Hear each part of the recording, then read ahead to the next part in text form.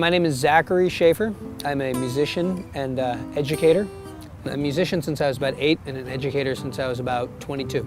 I come from a musical family, and so I was singing since I was talking. Through music, I started teaching, and I would teach music while I was putting myself through college.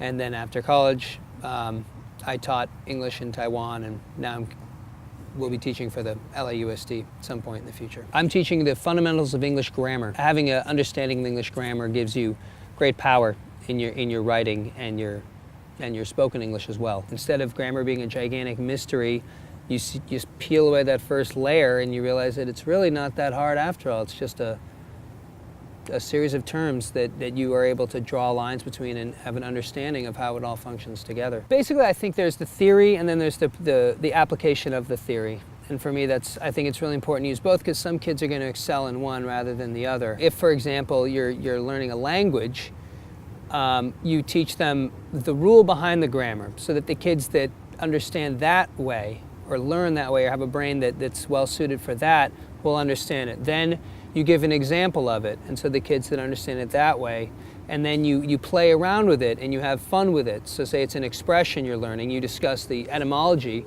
of the expression, how it breaks down, and then you practice it to really kind of do a whole experience, breaking down the theory and the practice of something is something I always try to do. It's not rocket science and it's not spirituality. It's a set of things you need to learn, and you're capable of learning it.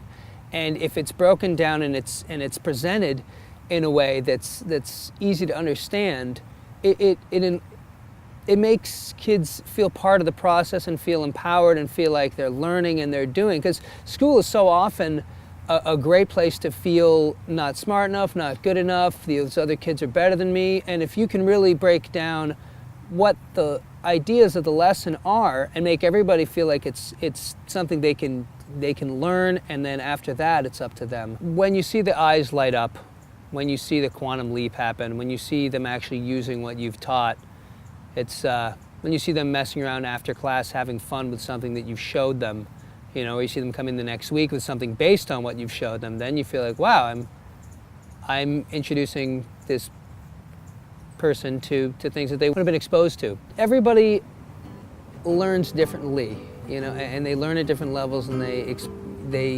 experience the subject matter in a different way, and it's not one size fits all, especially when it comes to teaching.